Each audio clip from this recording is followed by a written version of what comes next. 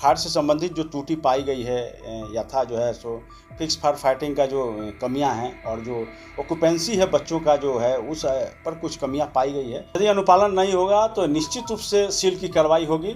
यथाविनियोजित प्रक्रिया और प्रावधानों के तहत सील की कार्रवाई की जाएगी। उसमें किसी स्तर पर चूक नहीं होने जा रही है।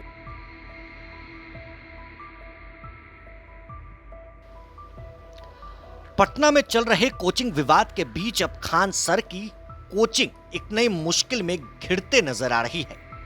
फायर सेफ्टी नियमों के पालन को लेकर एक बड़ा सवाल उठा है। अधिकारियों की ओर से कार्रवाई के संकेत दिए गए हैं। खान सर और उनकी कोचिंग को लेकर चल रहे विवाद के बीच अब फायर सेफ्टी का मुद्दा सामने आ गया है। दिल्ली में हुए भयानक कांड ने पटना को भी हिला दिया है। जानकारी के मुताबिक अधिकारियों ने कोचिंग संस्थानों में सुरक्षा मानकों की जांच शुरू की है।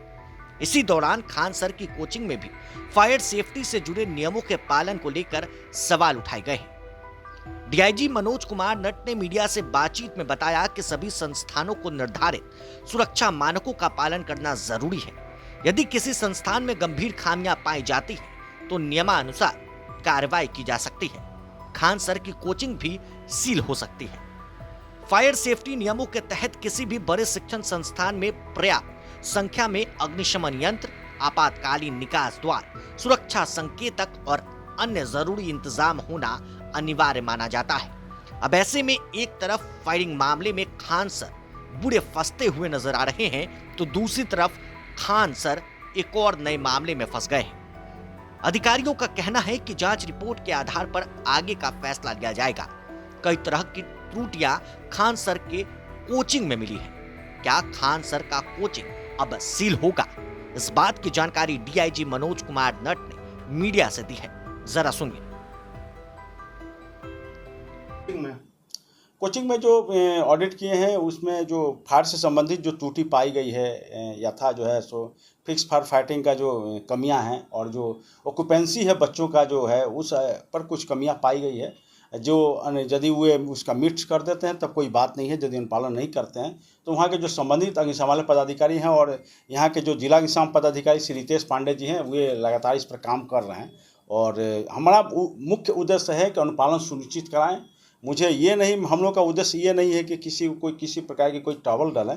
हम लोग का मुख्य उद्देश्य है कि अनुपालन किया जाए ताकि आम जनों की क्षति को रोका जा सके। यदि अनुपालन नहीं होगा तो निश्चित रूप से सील की कार्रवाई होगी। यथाविनियोजित प्रक्रिया और प्रावधानों के तहत सील की कार्रवाई की जाएगी।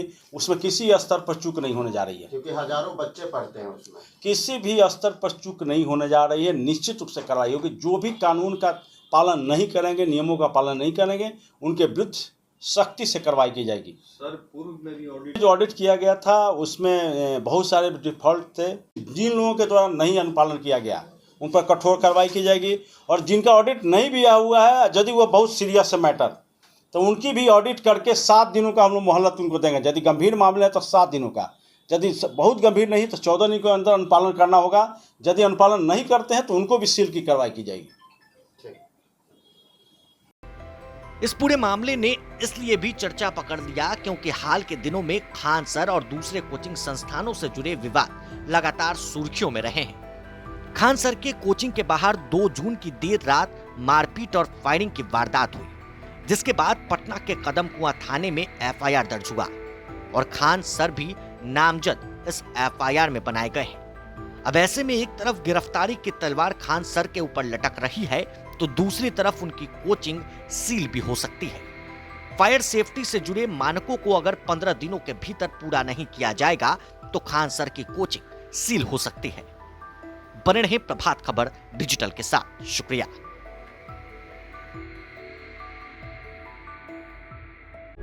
प्रभातखबर.com, विश्वास वही, रफ्तार नहीं।